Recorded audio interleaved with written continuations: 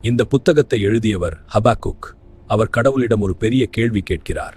அவர் நாட்டில் பார்த்தது அநியாயம், வன்முறை, தீமை, சட்டம் மதிக்கப்படாத நிலை. அதனால் அவர் கடவுளிடம் கேட்கிறார், கடவுளே, ஏன் நீர் இந்த தீமையை பார்க்கிறீர்? ஏன் தண்டிக்கவில்லை?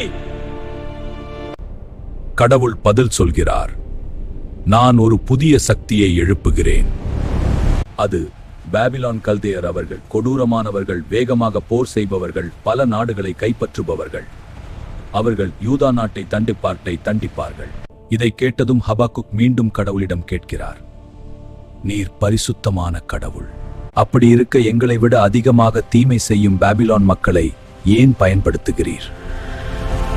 பிறகு கடவுள் ஒரு முக்கியமான வசனம் சொல்கிறார், நீதிமான் விசுவாசத்தினால் வாழ்வான். அதாவது அகந்தையுள்ளவர்கள் நிலைக்க மாட்டார்கள், கடவுளை நம்புகிறவர்கள் வாழ்வார்கள்.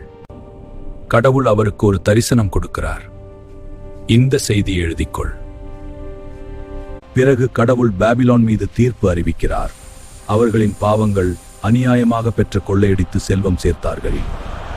அநியாயமாக பெற்ற பொருள்களை சேர்த்துக் கொள்ளுகிறவனுக்கு ஐயோ. பிற நாடுகளை கொள்ளையடித்து செல்வம் சேர்த்தார்கள். இரத்தத்தினால் நகரத்தை கட்டுகிறவனுக்கு ஐயோ. அர்த்தம், வன்முறையால் நகரங்களை கட்டினர்.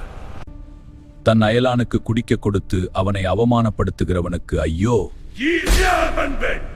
மற்றவர்களை அவமானப்படுத்தி தங்கள் அதிகாரத்தை காட்டினர். தன் வீட்டிற்கு அநியாய லாபம் சேர்த்துக் கொள்ளுகிறவனுக்கு ஐயோ. மரத்துக்கு எழு என்று சொல்லுகிறவனுக்கு ஐயோ. அர்த்தம், உயிரில்லாத சிலைகளை தெய்வமாக வழிபட்டார்கள்.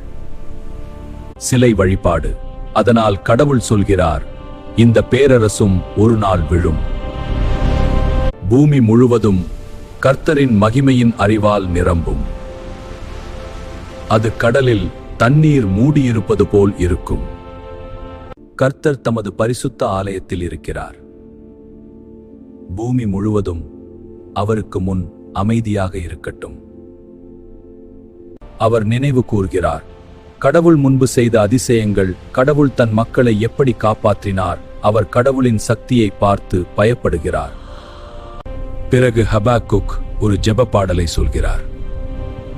அத்திப்பழ மரம் பூக்காவிட்டாலும், திராட்சை விளையாவிட்டாலும், ஒலிவ மரம் பலன் கொடுக்காவிட்டாலும், வயல்கள் விளைச்சல் தராவிட்டாலும், ஆடுகள் இல்லாவிட்டாலும், நான் கர்த்தரிலே சந்தோஷிப்பேன்.